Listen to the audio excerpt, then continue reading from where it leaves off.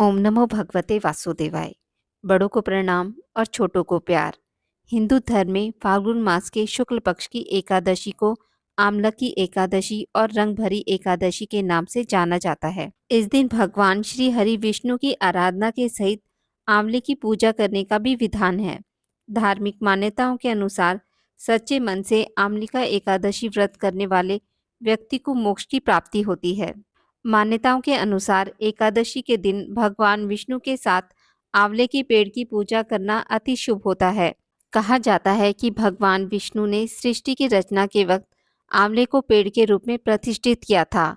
इसी कारणवश आंवले के पेड़ में ईश्वर का वास माना गया है और इसलिए आमलकी एकादशी के दिन भगवान विष्णु की पूजा आंवले के पेड़ के नीचे बैठकर की जाती है। शास्त्रों के अनुसार आमलकी एकादशी का व्रत करने वाले को मोक्ष की प्राप्ति होती है। इस व्रत का पुण्य 1000 गोदान के फल के बराबर होता है। मान्यताओं के अनुसार इस व्रत को करने से व्यक्ति के जीवन से जुड़े सभी दोष और दुख दूर होते हैं और उसे भगवान विष्णु की कृपा से सभी सुखों की प्राप्ति होती है। पंचांग के अनुसार साल 2026 में आमलकी एकादशी 27 फरवरी दिन शुक्रवार को मनाई जाएगी। एकादशी तिथि प्रारंभ होगी 26 फरवरी को रात 12:34 पर। एकादशी तिथि समाप्त होगी 27 फरवरी को रात 10:33 पर। इस दिन व्रत पारण का समय रहेगा 28 फरवरी को सुबह 8:05 तक। इस दिन पूजा विधि: एकादशी से एक दिन पहले सूर्यास्त के बाद भोजन ग्रहण ना करें। एकादशी के दिन प्रातःकाल उठकर स्नान करके स्वच्छ वस्त्र धारण कर लें।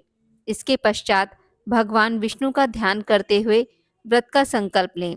इसके बाद भगवान विष्णु की पूजा करें अथवा उनके सामने भी घी का दीपक जलाएं। इसके पश्चात भगवान विष्णु को आंवला प्रसाद के स्वरूप में अर्पित करें। पूजा हो जाने के बाद आंवले के वृक्ष के नीचे नवरत्न युक्त कलश स्थापित करें। धूप, दीप, रोली, चंदन आदि से आंवले के वृक्ष की पूजा करें। पूजा के बाद ब्राह्मण एवं जरूरतमंद लोगों को भोजन कराएं।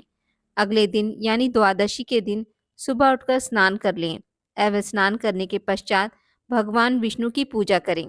इसके बाद शुभ मुहूर्त पर पारण कर लें।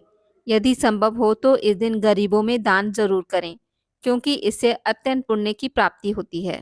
चलिए सुनते हैं आमलकी एकादशी व्रत की कथा। पौराणिक मान्यताओं के अनुसार वैदिश नाम का एक नगर था। उस नगर में ब्राह्मण, क्षत्रिय, वैश्य और शूद्र रहते थे।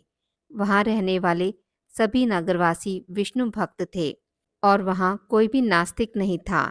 उसके राजा का नाम था चेतरथ। राजा चेतरथ विद्वान थे और वह बहुत धार्मिक थे। उनके नगर में कोई भी व्यक्ति दरिद्र नहीं था। नगर में रहने वाला हर शख्स एकादशी का व्रत करता था। एक बार फाल्गुन महीने में आमलकी एकादशी आई। सभी नगरवासी और राजा ने यह व्रत किया और मंदिर जाकर आंवले की पूजा की और वहीं पर रात्रि जागरण भी किया।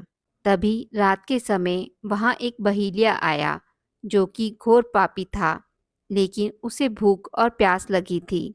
इसलिए मंदिर के कोने में बैठकर जागरण को देखने लगा और विष्णु भगवान व एकादशी की महात्म्य की कथा सुनने लगा। इस तरह पूरी रात बीत गई। नगरवासियों के साथ बहेलिया भी पूरी रात जगा रहा। सुबह होने पर सभी नगरवासी अपने घर चले गए। बहेलिया ने भी घर जाकर भोजन किया, लेकिन कुछ समय के बाद बहेलिया की मौत हो गई। हालांकि उसने आमलकी एकादशी की व्रत कथा सुनी थी और जागरण भी किया था, इसलिए उसने राजा विदुरथ के यहाँ जन्म लिया। राजा ने उसका नाम वसुरथ रखा। बड़ा होकर वह नगर का राजा बना। एक दिन वह शिकार पर निकला, लेकिन बीच में ही मार्ग भूल गया। रास्ता भूल जाने के कारण वह एक पेड़ के नीचे सो गया। थोड़ी देर बाद वहीं मलेच्छ आ गए और राजा को अकेला देखकर उसे मारने की योजना बनाने लगे। उन्होंने कहा कि इस राजा के कारण उन्हें देश निकाला दिया गया, इसलिए इसे हमें मार देना चाहिए। इस बात से अनजान राजा सोता रहा। मलेच्छों ने राजा पर हथियार फेंकना शुरू कर दिया, लेकिन उनके शस्त्र राजा पर फूल बनकर गिरने लगे। कुछ देर के बाद सभी मलेच्छ जमीन पर मृत पड़े थे। वहीं जब राजा की नींद खुली तो उन्होंने देखा कि कुछ लोग जमीन पर मृत पड़े हैं। राजा समझ गया कि वह सभी उसे मारने के लिए आए थे, लेकिन किसी ने उन्हें मौत की नींद सुला दी। यह देखकर राजा ने कहा कि जंगल में ऐसा कौन है जिसने उसकी जान बचाई। तभी आकाशवाणी हुई कि हे राजन, भगवान विष्णु ने तुम्हारी जान बचाई है।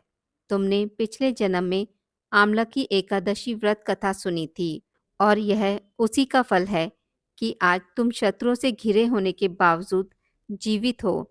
राजा अपने नगर लौटा और सुखपूर्वक राज करने लगा और धर्म कर्म के कार्य करने लगा। आज की इस वीडियो में बस इतना ही। मित्रों, अगर आपको मेरी वीडियोस पसंद आती हैं तो इसे लाइक और शेयर ज़रूर करें और पूजा पाठ से जुड़ी जानकारी के लिए मेरे चैनल को सब्सक्राइब करना ना भूलें। धन्यवाद।